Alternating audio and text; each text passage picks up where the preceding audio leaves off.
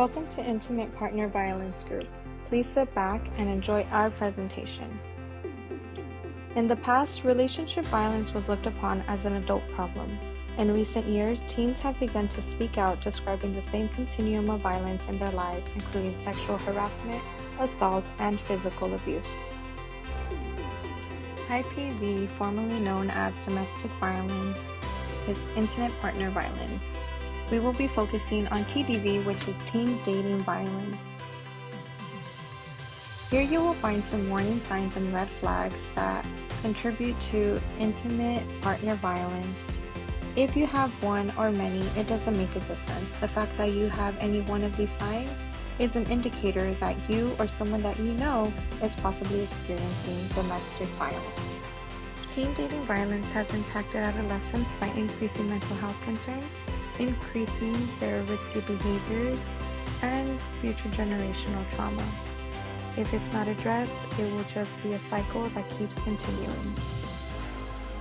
Intimate partner violence, also known as IPV, affects millions of people in the United States each year, with over 61 million men and 53 million women experiencing some form of physical or psychological aggression from an intimate partner in their lifetime. Due to the Pasadena location being closed for renovations, our group visited Peace Over Violence in the Westlake area of Los Angeles. Westlake is an urban community which includes small and large businesses, residences, churches, coffee shops, parks, and bars. Westlake is surrounded by border communities of Echo Park, Pico Union, downtown Los Angeles, and Koreatown, which is considered an ethnic enclave. Although Westlake is not considered an ethnic enclave, Westlake has a large Hispanic population at 73% Hispanic and 16% Asian. The unemployment rate here is 40% above the national average, with the median average income level of $26,000 to $31,000. In this community, there are only 5.1% homeowners and 94.9% are renters. With the community not being far from downtown Los Angeles, this area is well kept and does not have many homeless encampments in the area. However, recently MacArthur Park removed their gates, which was put up to keep substance users and homeless encampments out of the community park. With the removal of the gates, community members have become concerned with the same issues reoccurred.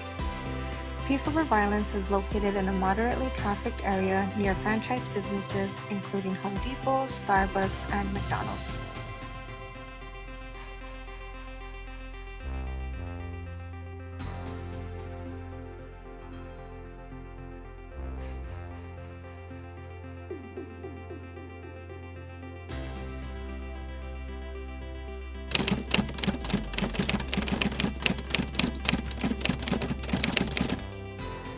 Some of the services provided by the Westlake, Los Angeles location of Peace Over Violence are teen dating violence prevention and education services such as the STOP Clubs, Youth Over Violence Leadership Institute, homeless assistance, 24-hour hotline, case management, accompaniment services, and legal services. Here's a quick tour of what Peace Over Violence looks like in the city of Los Angeles. They have a variety of rooms that offer different services such as therapy, free childcare when you come for your appointment times for services, training rooms, and meeting spots for planning of outreach and engagement. Services are offered in English, Spanish, and American Sign Language. Peace Over Violence has a youth-led leadership club named Stop Club. Here is a member who will share a poem based on her experience with teen dating violence. So this poem is called Challenge Accepted My Life because it was my last session in therapy, and my therapist told me if I really like poems, then maybe I should write something about my life, since I was going through a lot of things in the beginning of 2022, and I went through that whole journey of just trying to uplift myself and my growth and mental well-being, and so that's the reason why I wrote it. Here we go, guys. Challenge accepted my life. I was born. Growing up, I didn't know what and who I was yet. Just a kid with multiple imaginations, wondering what the world is, my mind creating stories of what I see. She romanticizes her childhood, thinking the world is spinning with her first ever crush, the first feeling of jealousy after all the flowers were plucked, and the joy of being chased from little boys, yet feeling that I had the power of them all, until I realized the grossness. I was called mean, I was defending myself even if it hurt, I was mighty but shameful, I was a survivor. The butterflies I see every day walking to school, I think of them as people, now as my spirit guide, the guide that leads me to my highest potential. A happy little girl thinking she knows everything. She didn't until she started to be more mute and observant. Parents arguing left and right. She snivels and bleats, hoping that it will end. I was just a little kid. No one listened. I was in a dark place, hardly to even remember. She wasn't okay physically, mentally, and emotionally. The trauma, even if there may not be any, there was. I was a survivor. Young me always hid her feelings as she gets older. She still does and wonders why. Why hurt yourself? Until she found her own common family. The feeling of acceptance, hope that life was okay, knowing that I still wanted to be in this world, I was a survivor. She was a kid, wanting to have fun opportunities, seizing her moment, I was a survivor. A woman that gets stared at for growing up, getting touched, names that I don't want to remember. What is this world? The unforgivable, the unforgotten, the unfortunate. Why did this happen to me? I am a survivor. She knows who she is now, as a young adult and as a woman. After all the events that were occurred, she is now centered, she is now filled with knowledge. She is now me. I am the person I felt reborn. In Compton, Centennial High School, I worked there before. And so I just remember having conversations with like teen girls, like, hey, what are you doing? Like, are you being safe? Like, what's going on? And like anything I should know about. And even actually one of the girls from there I still mentor now, and she's had a history of sexual assault as well. And just talking through that with her, it's just like you said, some teens are immature and they really don't understand it, but to have somebody like you around, I think is really important, especially like their own age, because they're not gonna really, oh, you don't know what you're talking about, okay, and then a year, 2 years later, like, you're right. And so this is really important, because as much as we want to believe, well, actually, we're making a difference educating people, but there's still some people who like don't want to believe that this is actual violence, or this is not right, or like we're telling the guy like, no matter what you feel was going on, like, it wasn't okay. And so I think things like that.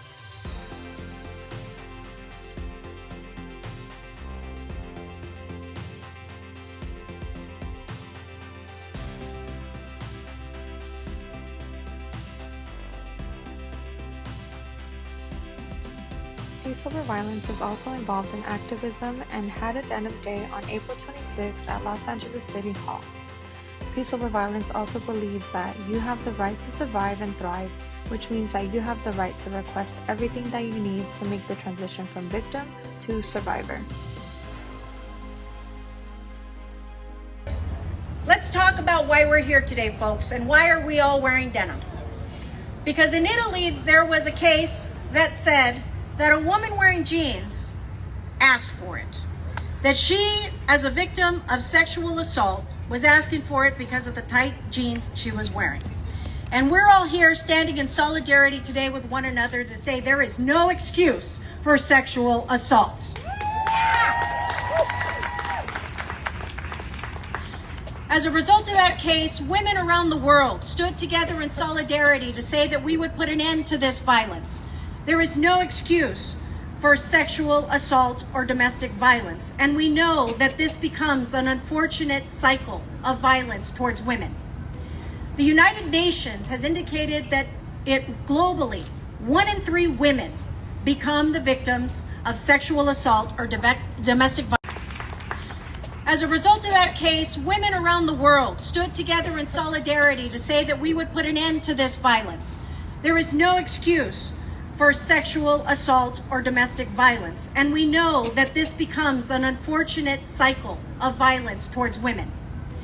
The United Nations has indicated that globally, 1 in 3 women become the victims of sexual assault or domestic violence around the world.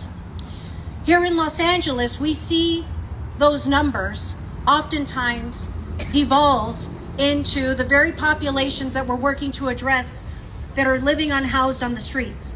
Because women that have experienced these traumas, trying to escape, these environments often are unprepared to be able to sustain their lifestyle outside of those environments and likely end up homeless. It's why, as chair of public safety, I continue to work to expand and invest in our interest to provide victims of these assaults the support and resources they need. It's why I created a bridge home housing site that is wholly dedicated to women that have experienced sexual assault and violence, domestic violence.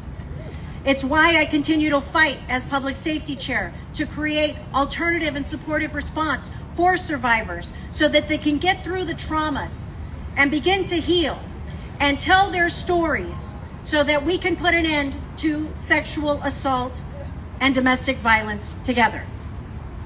It's why a week ago we hosted a self-defense course for women who so often are working in vulnerable circumstances, like women that work with the United Service Workers West, who are often the victims of sexual assault in the workplace because they're often alone cleaning our high-rise buildings and become the victims of assault. Providing the tools for women is not something that has been normalized sufficiently to assure that we put an end to domestic violence and sexual. Thank you for watching our presentation.